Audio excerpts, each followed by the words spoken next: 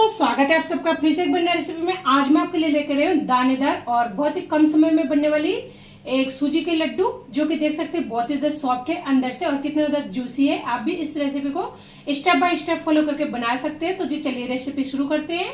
कढ़ाई को हमने गैस पर रख दिया है। गैस हमारा यहाँ पे ऑन है। तो कढ़ाई गर्म हो चुकी है। इसमें 1 चम्मच घी डाल देंगे। तो जी देख सकते हैं घी यहाँ पे मेल्ट हो चुकी है। तो घी को हमें इसी तरह पिघला लेना है। हमने यहाँ पे थोड़ा सा ड्राई फ्रूट्स ले लिया है, काजू बादाम और किशमिश। काजू और बादाम को हमने काट लिया है। तो इस सब को हम डाल देंगे। ड्राई फ्रूट्स में सारे मैंने यहाँ पे 25-25 ग्राम करके ले लिया है। वजन से देखे तो आप अपनी क्वांटिटी के अनुसार कम ज्यादा कर सकते हैं। आपको इनमें से कोई ड्राई फ्रूट्स पसंद ना हो तो फिर आप उसे स्किप भी कर सकते हैं, या फिर आप इसमें और भी ड्राई फ्रूट्स ऐड कर सकते हैं, जैसे अखरोट हो गया, पिस्ता, खरबूजे के बीज आदि।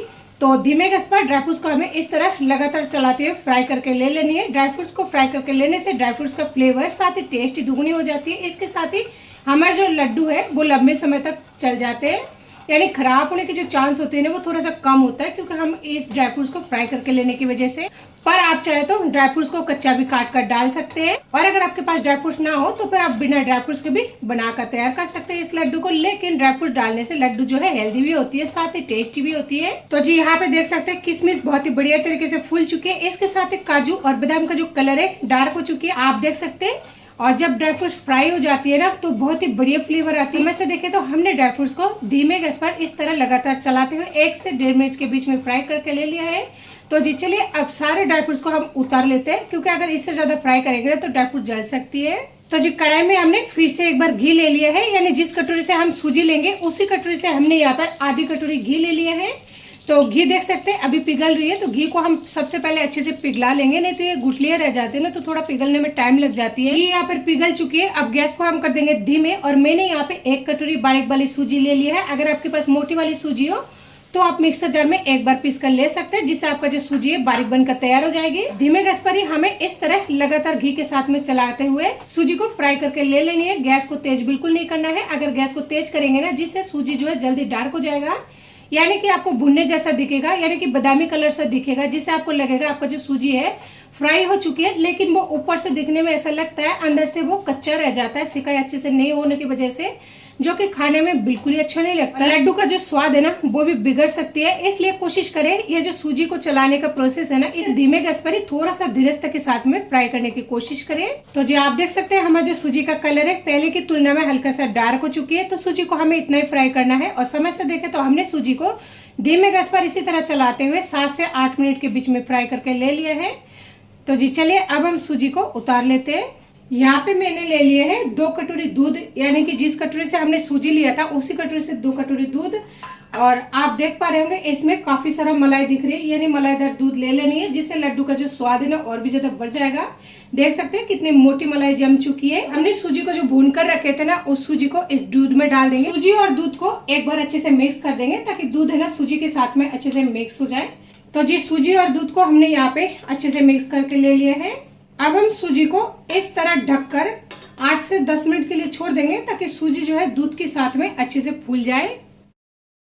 तो जी देख सकते हैं सूजी दूध को बहुत ही अच्छी तरह से सोख लिया है। जी कढ़ाई को हमने फिर से एक बार गैस पर गर्म होने के लिए रख दिया है। तो अब हम यहाँ पर डालेंगे सूजियों को।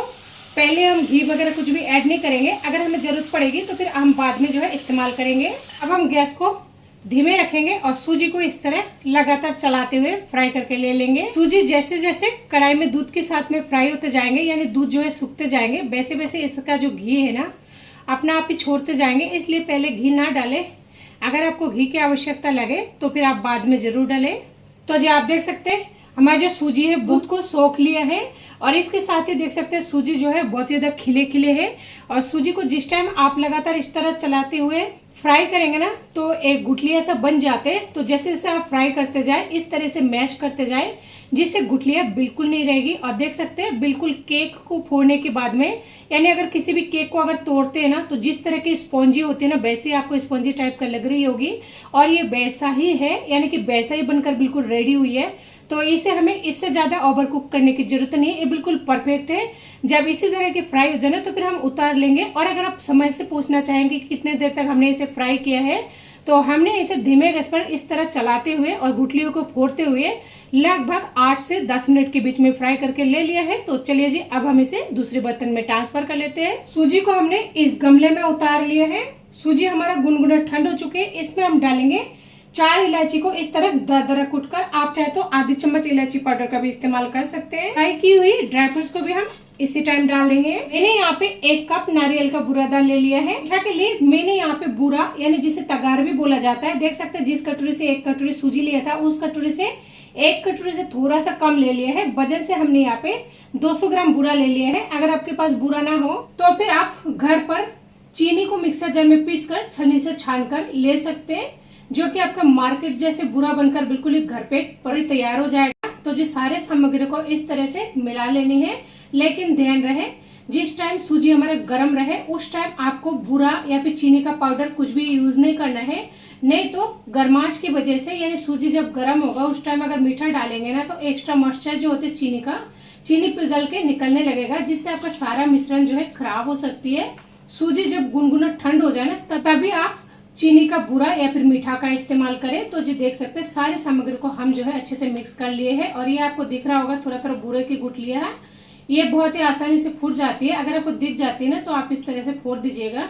और अगर आप परफेक्ट नाप के साथ इस रेसिपी को तैयार करना चाहते हैं ना तो चलिए एक बार मैं नाप को फिर से बता देती हूँ। 1 कटोरी सूजी और उसी कटोरी से 2 कटोरी दूध, 1 कटोरी से थोड़ा सा कम हमने यहाँ पे बूरा का इस्तेमाल किया है। और अगर आपको मीठा ज्यादा पसंद है तो फिर आप 1 कटोरी बूरा का इस्तेमाल कर सकते हैं। आपको मीठा कम पसंद हो तो फिर आप आधी कटोरी तक भी कर सकते हैं। लेकिन मैंने जितना चीनी का बूरा लिया है ना ये बिल्कुल परफेक्ट है। आप देख पा रहे होंगे मिश्रण हमारा यहाँ पे बिल्कुल मिक्स होकर रेडी हो चुकी है। हमें कुछ भी अलग से ऐड करने की जरूरत नहीं है। देख पा रहे होंगे, देखने से लग रहा है ये जो लड्डू है ना बहुत ही आसान तरीके से बनकर तैयार हो जाएगी। आप जितने बड़ी साइज के बनाना चाहते हैं उतनी बड़ी साइज के यहाँ पे बना सकते हैं अपनी इच्छा के अनुसार। मैं यहाँ पे थोड़ा सा मीडियम साइज की बना लूंगी और इसे जिस टाइम आप बनाए ना तो हल्के हाथों से इस तरह दबाते हुए बनाए ताकि जो भी मिश्रण वगैरह ना अच्छे से दब जाए। जी आप देख सकते हैं एक हाथों से ही बहुत ही बढ़िया और परफेक्ट तरीके से हमारा जो लड्डू है बनकर बिल्कुल रेडी हो चुकी है। इसके साथ ही काफी ज्यादा सॉफ्ट और मुंह में देते हैं ना घुल जाने वाली है, क्योंकि हमने इसे बहुत ही ज्यादा मलाईदार दूध के साथ ही परफेक्ट मेवा और चीनी के साथ में बनाकर तैयार किया है। ये जो लड्डू है ना इन्हें आप एक बार बनाकर 10 से 15 दिन तक स्टोर करके भी रख सकते हैं। तो जी चलिए अब इन सारे लड्डुओं को सेम तरीके से बनाकर तैयार कर लेते हैं। तो जी हमने यहाँ पे सारे लड्डुओं को बनाकर बिल्कुल तैयार कर लिया है। आप देख सकते हैं कितना बढ़िया और परफेक्ट दानेदार लड्डू जो है बनकर तैयार हुई है। आप भी इस रेसिपी को एक बार जरूर ट्राई करें और अगर आपको हमारी ये रेसिपी अच्छी लगे तो प्लीज लाइक शेयर करना बिल्कुल ना भूलें।